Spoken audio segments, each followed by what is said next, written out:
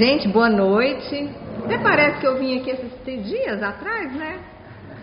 Mas aí o Marlon falou, vamos marcar alguma em fevereiro? Eu falei, então, vamos embora. É sempre uma alegria estar aqui nessa casa que eu sempre falo para vocês e não canso de repetir, né? É minha também. Eu estava preparando um assunto para a gente poder conversar e foi interessante que eu estava... Parece que ele veio surgindo assim, eu falei, deve ser porque o caminho é esse mesmo. Então hoje nós vamos conversar sobre vigilância e oração. Vigiai e orai, para não cair em tentação. Está lá em Mateus 26, 41. A gente até às vezes fala que é orai e vigiai, mas não é. É vigiai primeiro e orai depois.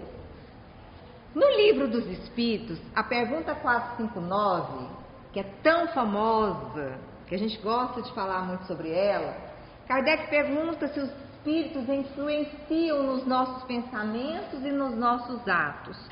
Por que a gente começou falando em vigilância e relembrando o livro dos Espíritos?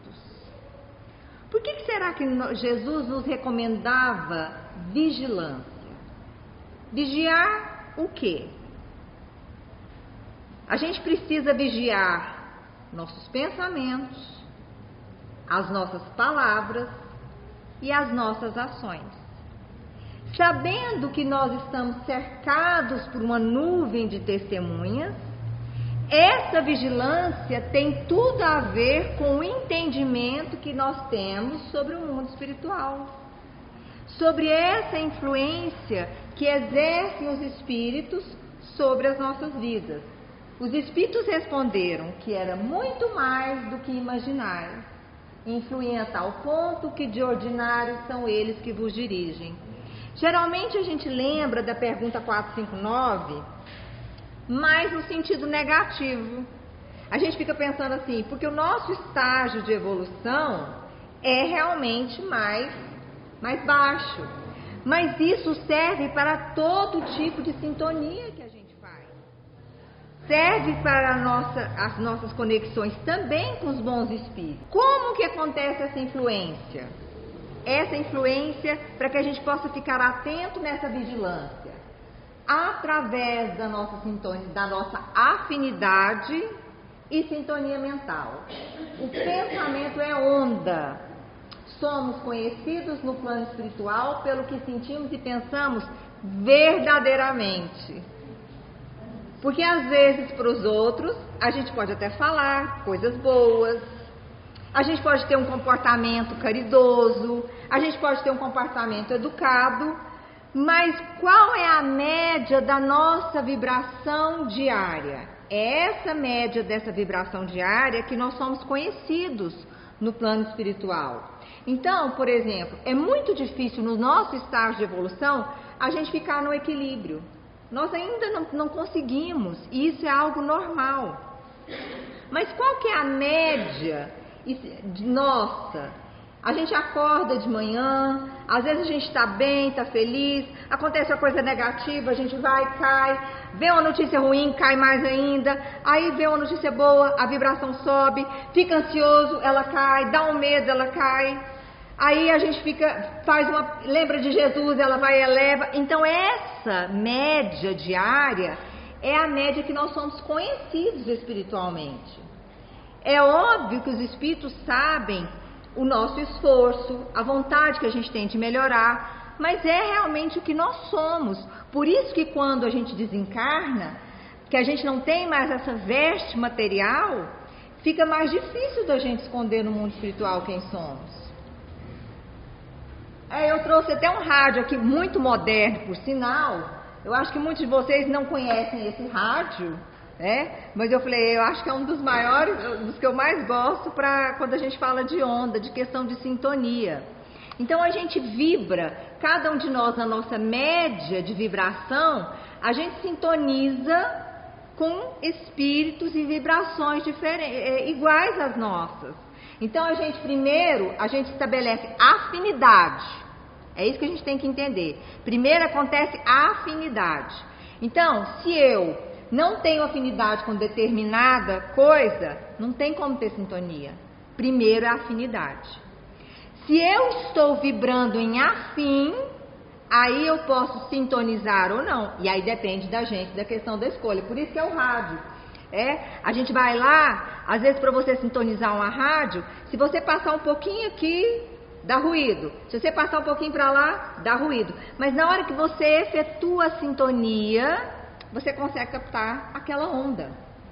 Isso acontece com o nosso pensamento.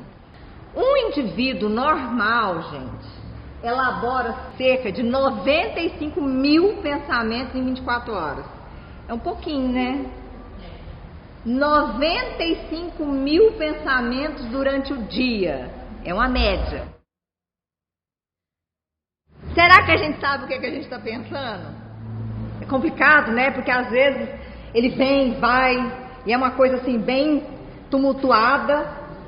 Tudo começa no pensamento. E são os nossos hábitos mentais que dirigem a nossa conduta, as nossas ações. Por isso que em matéria de vigilância, o primeiro passo é realmente observar os nossos pensamentos. O pensamento é força irradiante, tem vida e movimento, ainda que ligeiro, e impõe responsabilidade àquele que o cria. André Luiz, lá, pergunta sobre a questão do pensamento num dos livros lá, e ele fala, o pessoal respondendo ele, que depois que você emite uma onda, quer dizer, pensei, emiti, só uma onda com a mesma força em teor contrário para poder barrar. Por isso é que se eu, no nosso estágio de evolução, pensei algo negativo, vem, porque a gente pensa mesmo. E se eu começo a alimentar essa onda, o que acontece com ela? Ela vai se fortalecendo e ela vai, por afinidade, sintonizando com todas as pessoas que estão vibrando na mesma onda. E aí é quando, vocês já viram, quando a gente chega num grupo de conversa, quando alguém começa a reclamar, e alguém começa a reclamar da vida, de tudo, que tá tudo ruim, que é negativo e não sei o que e tal, de repente a gente também tá reclamando e a gente começa a entrar nessa conversa e aí a coisa vai crescendo, de repente, a hora que você sai da conversa, você já tá mal. Porque aí você já tá negativo. Eu detesto pessoas que às vezes assim, a gente está numa conversa legal e aí a pessoa vem trazer aquela notícia horrorosa que ele viu no jornal, uma coisa horrível. Eu fico pensando, gente, que desnecessário isso. Às vezes a gente precisa até de parar de assistir jornal. Porque se a gente talvez está se conectando tanto, vai dando assim uma coisa ruim na gente. Aí, Emmanuel, no livro Nos Domínios da Mediunidade, na introdução, ele fala que todos somos instrumentos das forças com as quais estamos em sintonias. Todos somos médiums dentro do campo mental que nos é próprio, associando-nos às energias edificantes ou às forças perturbadoras e deprimentes. Todos nós somos instrumentos das forças que a gente está em sintonia. Aí é que tá. Se eu escolho ser instrumento da paz, aonde eu estiver, eu vou ser instrumento de paz. Mas se eu sou instrumento da desordem, aonde eu estiver, eu causo complicação. E isso é algo de muita responsabilidade nossa. O teor vibratório do pensamento resulta dos sentimentos de quem emite. É por isso que a gente às vezes fica com uma raiva de pessoas que a gente nem conhece e fica emitindo uma onda que tão desnecessária. E quando a gente está carregado e alimentando isso, por exemplo, vamos dizer, a gente está dirigindo e tomou uma fechada no trânsito lá. Aí na hora vem, como se diz, um palavrão na cabeça, que a gente é espírita, não solta pela boca, só pensa, né? Ainda mais que fica feio, né? Os filhos no carro ou tal, e a gente vai e fala. Eu até me lembrei que a minha filha que está aqui, ela era pequenininha, E um dia ela estava no carro com a avó dela, e aí acho que ela deu uma freada, e aí ela falou assim, mas que coisa, não sei o quê. E ela falou assim, ô idiota. Aí ela falou assim, minha filha, que é isso? Quem fala isso? Ela vai, a mamãe. Quer dizer, me entregou bonitinha, né? Ainda bem que foi só no idiota. Mas por quê? Porque na hora a gente fica com raiva. Agora, o que acontece? Tomei a fechada, fiquei com raiva, pensei mal daquela pessoa. O que acontece se eu saio no carro vibrando assim? Como é que pode esse trânsito? Mas como é que é um burro desse? Aí eu vou do trânsito, da onde eu tomei a fechada até na minha casa. Mas não é possível, porque essa cidade é horrível, porque não sei o quê. Gente, na hora que eu chego em casa, meu carro já está cheio. Já está cheio de gente pensando e xingando, igualzinho eu estou xingando. Por isso que é uma escolha e depende do sentimento que eu estou envolvendo naquele momento. É uma responsabilidade. É fácil? Não. Por isso que é necessária a vigilância. Porque a gente presta atenção no que nós estamos fazendo. O Espírito Joana de Anjos, a nossa benfeitora, no livro As Atitudes Renovadas, ela fala assim: aquele que não tem bons, possui maus pensamentos, não havendo nessa área um tipo de neutralidade que a mente elege. Acabou com a gente. Acabou. Porque ela fala que quem não tem bom pensamento tem mal. Eu queria até conversar um pouquinho com ela. Falar assim, Joana, não é muito bem assim, não tem um negócio mais ou menos no meio, não? Não tem, gente. Ou é bom ou é ruim. Aí a gente fala assim, não, mas eu senti uma inveja, mas foi uma inveja espírita, né? Foi uma raiva caridosa, para poder maquiar as coisas. Não tem, gente. Ou é bom ou é ruim. No Evangelho, no capítulo 28, no item 20, Kardec nos diz que reconhece-se que um pensamento é mau quando se afasta da caridade, que constitui a base da verdadeira moral, quando tem por princípio o orgulho, a vaidade ou o egoísmo, quando a sua realização pode causar qualquer prejuízo a outrem, quando, enfim, nos induz a fazer aos outros o que não quereríamos que nos fizessem. Um pensamento é mau quando eu faço para o outro aquilo que eu não gostaria que fizessem comigo. E a gente tem a cara, vamos dizer assim, de pau, de falar assim, mas eu não importo se fosse comigo, por isso que eu faço. Será que eu gostaria que alguém falasse dessa forma? Será que eu gostaria que alguém elevasse a voz comigo, me criticasse, me colocasse? E N coisas que a gente poderia de realmente se colocar no lugar do outro.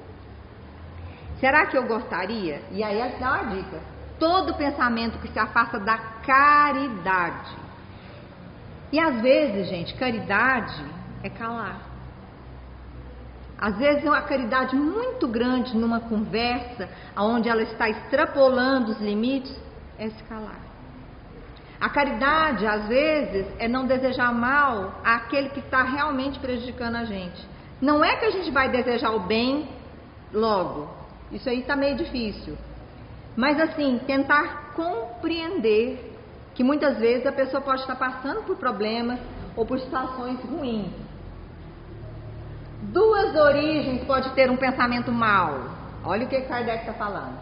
A própria imperfeição de nossa alma ou uma funesta influência que sobre ela se exerça. Neste último caso, há sempre indício de uma fraqueza que nos sujeita a receber essa influência. Há, por conseguinte, indício de uma alma imperfeita, de sorte que aquele que venha a falir não poderá invocar por escusa a influência de um espírito estranho, visto que se esse espírito não teria arrastado ao mal, se o considerasse inacessível à sedução. A sintonia, a afinidade e a sintonia. Então, duas origens pode ter um pensamento ruim, mau. A nossa própria imperfeição da alma ou uma influência, ok? Ok. Mas como é que o espírito influencia exteriormente? Porque tem algo dentro da gente que está acessível a ele. E a gente só é tentado naquilo que a gente precisa fortalecer. Por isso que diversas situações a gente fala assim, gente, vira e mexe, eu estou passando por isso. Vira e mexe, estão me desafiando isso. Sim, porque é aí o nosso calo no sapato. Porque é aí que vai lá e eu vou ser tentado naquilo que eu preciso. Se eu não gosto de comer determinada comida, por exemplo, não adianta me tentarem com ela. Eu não vou comer. Não é aquilo que eu gosto. Mas algo dentro de mim vai casar com uma sintonia, com uma inspiração que vem de fora, porque eu trago aquilo. Porque senão a gente estaria inacessível à sedução. Gente, imaginem um espírito falando para São Francisco assim, ó, vai lá, esquece de alimentar esse animal, vai lá, faz essa coisa de negativa. Nem ecoa, porque não tem ressonância dentro dele. Esses bons espíritos, eles muitas vezes, por mais que eles estejam aqui na Terra, eles ficam inacessíveis a essa sedução, porque não tem essa sintonia. Aliás, eles não conseguem nem captar, eu acho que essa onda, né? Sim. A onda deles, como é mais forte, acho que o espírito já chega para falar e já sai convertido. Não, de forma alguma. Então, quanto mais a gente vai evoluindo, vocês percebem que é mais fácil a nossa vigilância? Quanto mais a gente se aprimora, menos influências negativas a gente vai ter. No Livro dos Espíritos, na questão 919, Kardec pergunta o meio prático mais eficaz que o homem tem de se melhorar nessa vida, de resistir ao arrastamento do mal. Lembrem que lá no Evangelho, ele fala que se a gente não tivesse imperfeição, a gente não seria arrastado para o mal. E aí o Kardec fala assim, então qual que é o meio prático? Kardec, ele está querendo assim, me dá uma dica mais rápida aí para a gente não ser arrastado. E aí, o que os espíritos respondem? Um sábio da antiguidade vos disse, conhece-te a ti mesmo. Porque a gente, olhando para dentro e começando a conhecer, sabendo das nossas imperfeições, a gente se torna vigilante com ela. Por exemplo, se eu sei que eu sou uma pessoa totalmente impaciente, e eu sei que eu entro fácil numa discussão, na hora que o calor da emoção vai subindo e eu me conheço, eu me retiro. Por quê? Porque eu sei que se eu ficar, não vai ficar bom. A gente se doutrina, justamente. Se eu sei que eu sou maledicente, e às vezes eu estou numa roda de amigos, doida para fofocar em alguma coisa, aliás, espírita não fofoca, faz relatos sobre a vida alheia. E eu estou doida para fazer os relatos sobre a vida alheia, para poder ajudar, né? E aí, como eu sei que eu adoro fazer isso, e eu sei que isso não é bom, o que eu faço? Na hora que eu vou, assim, a língua até coça, né? E eu cato ela para dentro, vou lá tomar água e desisto. Porque a gente fica mais vigilante. À medida em que nos conhecemos, vamos conhecendo nossas fraquezas e podemos aprender a domar as nossas más tendências. Aprender. Nós ainda estamos muito longe de domar nossas más tendências. Vai demorar bastante. Mas à medida que eu me torno vigilante, eu vou aprendendo. Eu vou, na verdade, chamando a minha atenção. Eu tenho um tal de Silvana Menos. Opa, calma, respira. Né? Aquela hora que você está numa vontade assim. Esses dias alguém falou assim para mim: nossa, mas você é tão equilibrada, né? Eu falei: não, eu sou contida.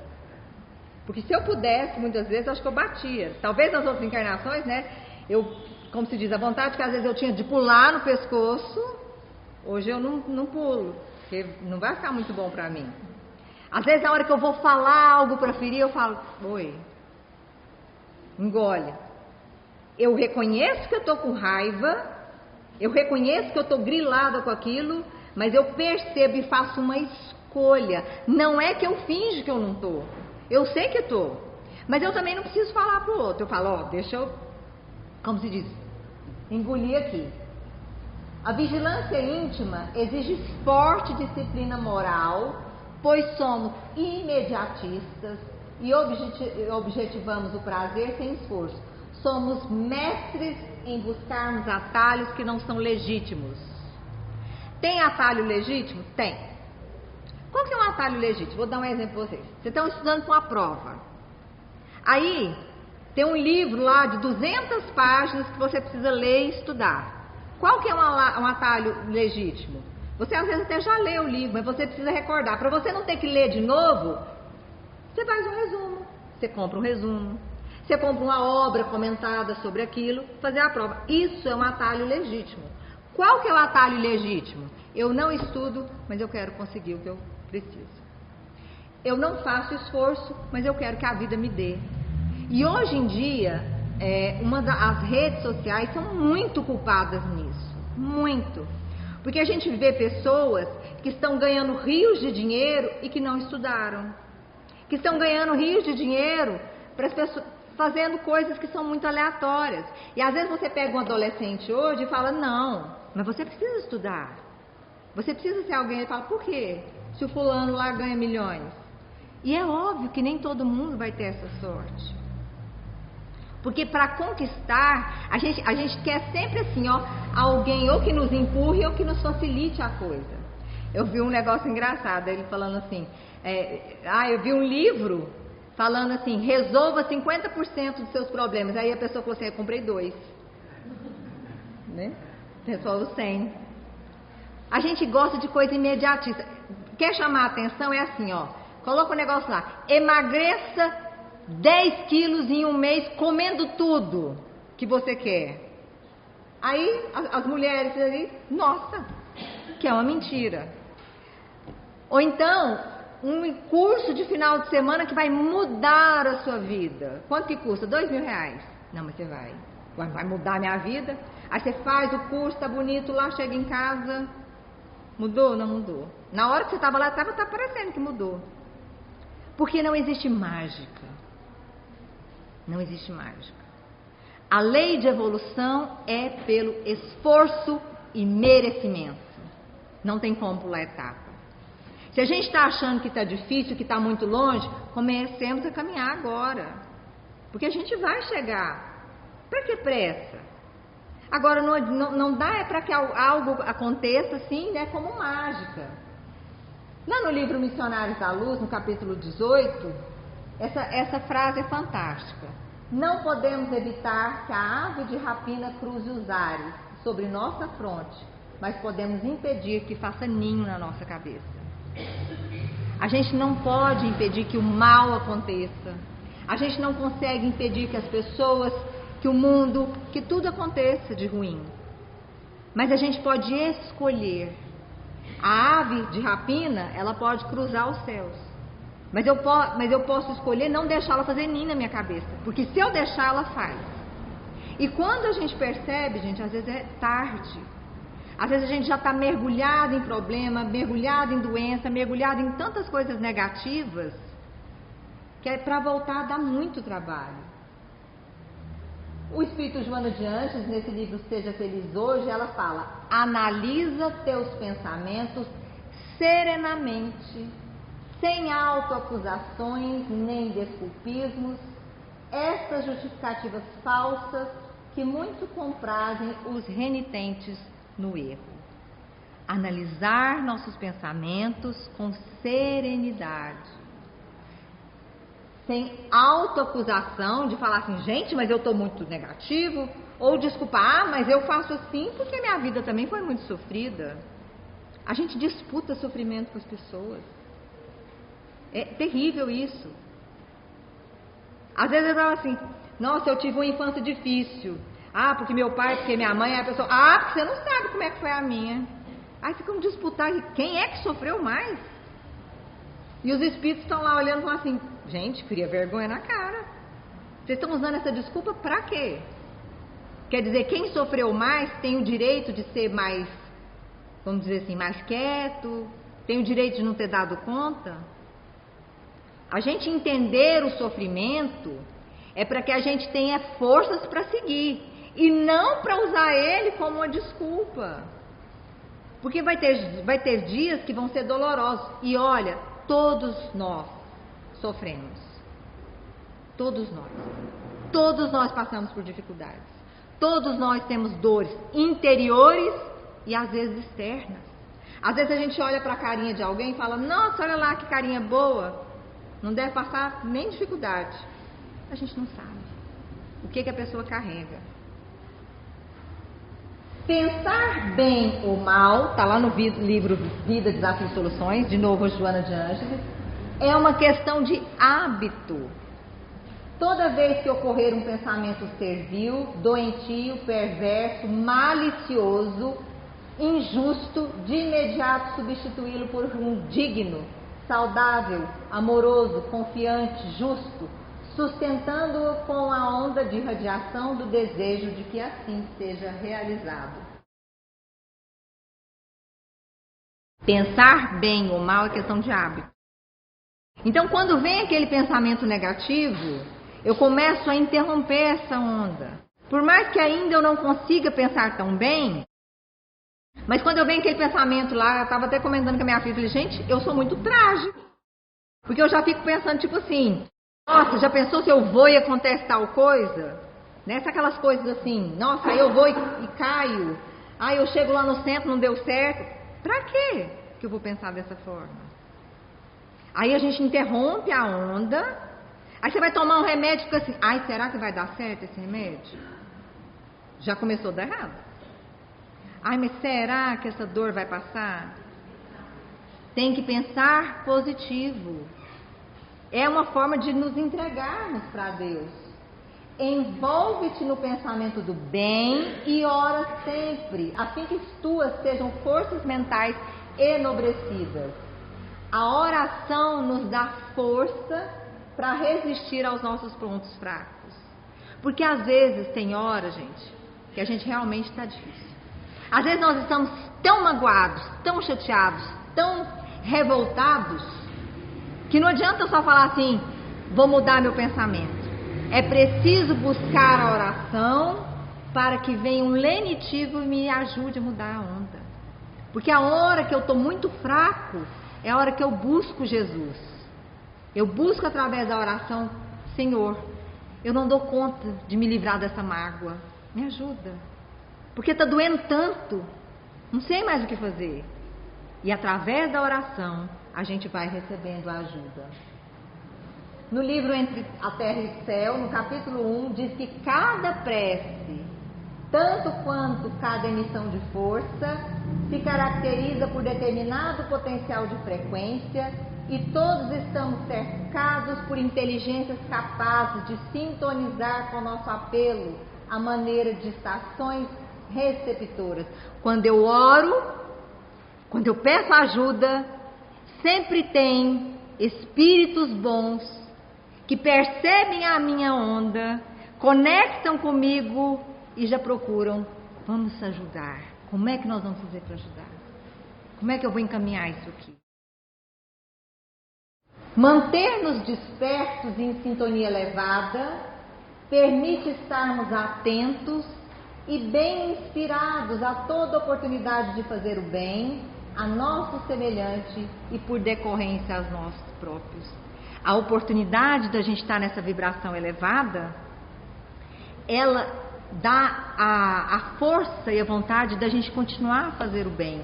E o Espírito Aniceto, nos livros mensageiros, fala que todo aquele que opere e coopere de espírito voltado para Deus, poderá aguardar sempre o melhor. Não é promessa de amizade, é lei. Ai, que fantástico.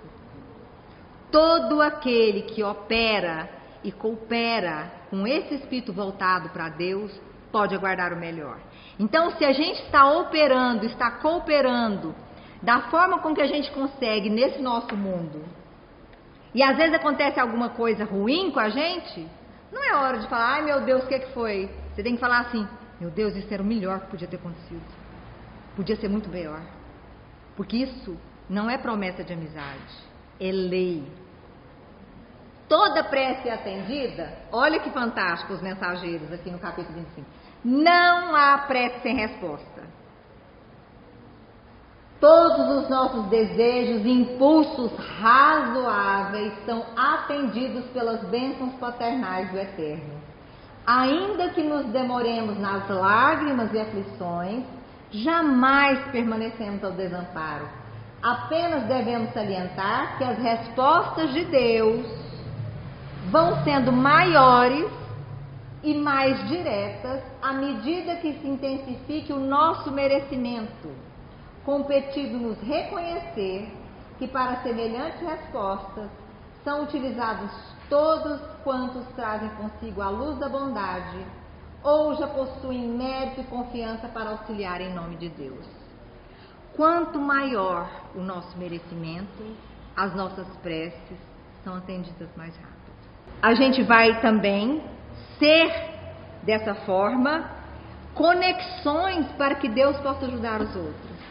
Quantas vezes a gente está assim e a gente tem aquela ideia assim: nossa, eu vou ligar para fulano, né? E às vezes a pessoa está precisando tanto de conversar ou precisando de algum outro tipo de ajuda. Por quê? Porque provavelmente quando ele orou e pediu a Jesus, os espíritos que estavam próximos foram pensar: quem nós podemos pedir ajuda? E aí, nós que numa vibração melhor, o que acontece? Vai lá e capta aquela onda e lembra da pessoa. E fala: nossa, eu vou perguntar.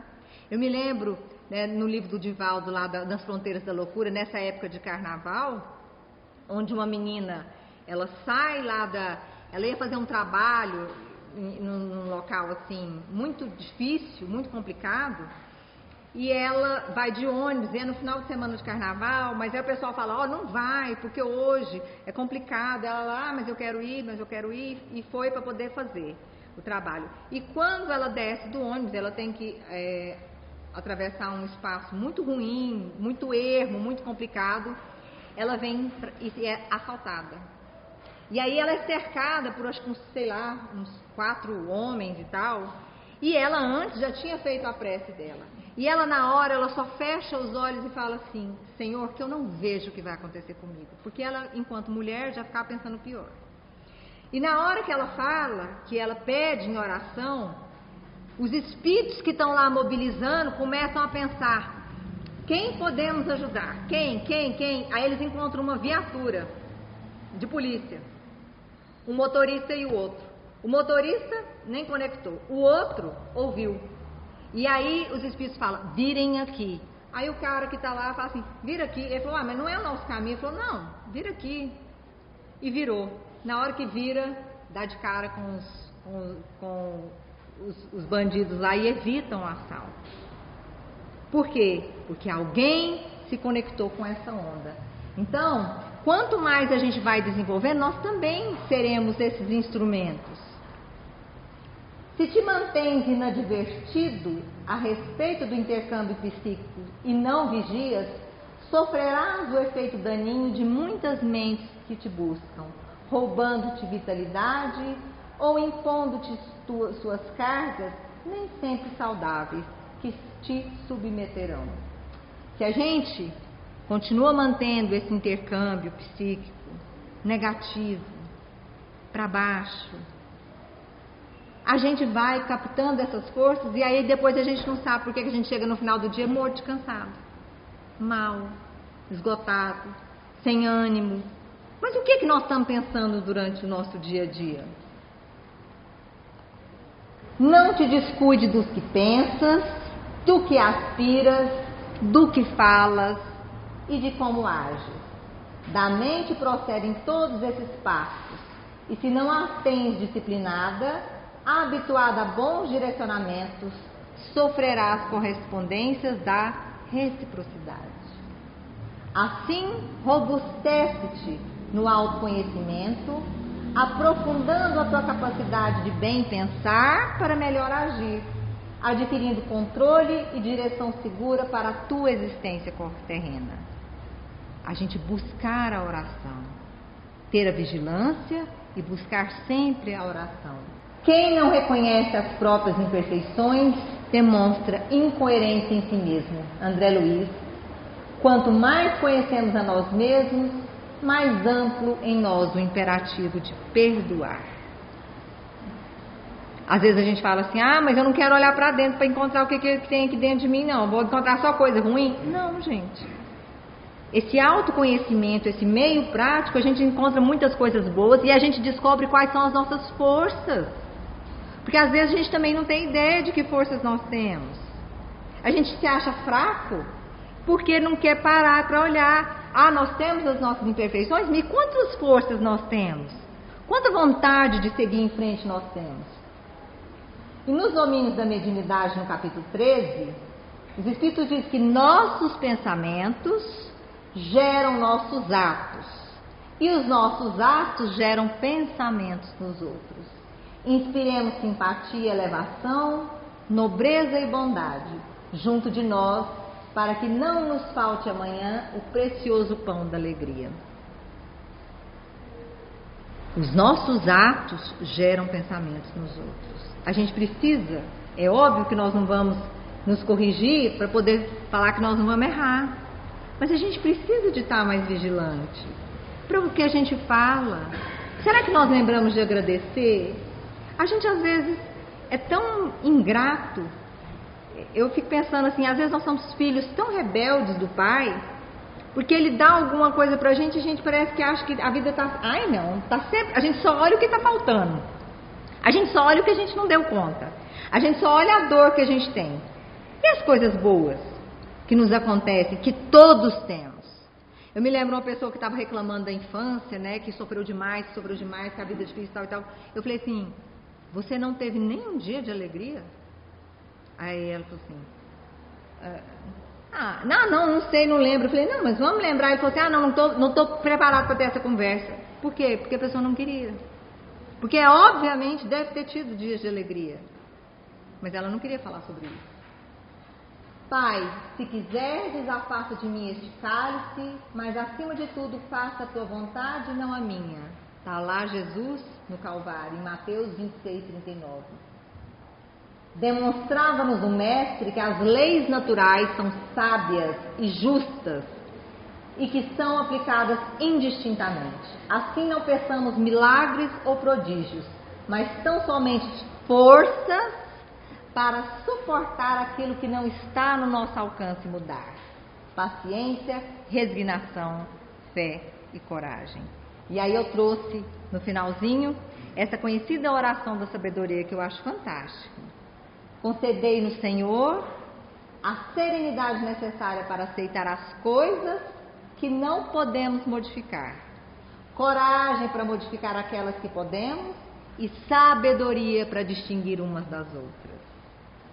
A gente precisa de ter a coragem para modificar o que a gente pode. E as coisas que a gente não pode modificar, a gente precisa aceitar. E a gente precisa ter essa sabedoria para enfrentar e diferenciar. O que eu posso mudar? Porque às vezes a gente fala assim, não posso mudar nada.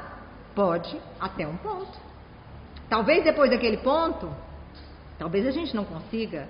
Mas o que é possível fazer para a nossa mudança? Eu estava falando esses dias lá na casa de Eurípides, no pessoal lá da UDQ. E eram, acho que, dos últimos dias dos internos lá. Já tem 2 meses, né, eles estão ficando. E aí eu falando, só tinham homens lá. E eu fui fazer uma palestra. E aí eu falando sobre a questão da gente fazer o bem, né, da felicidade, fazer o bem. Aí um senhor no finalzinho falou assim, olha só, isso que você falou é muito importante mesmo.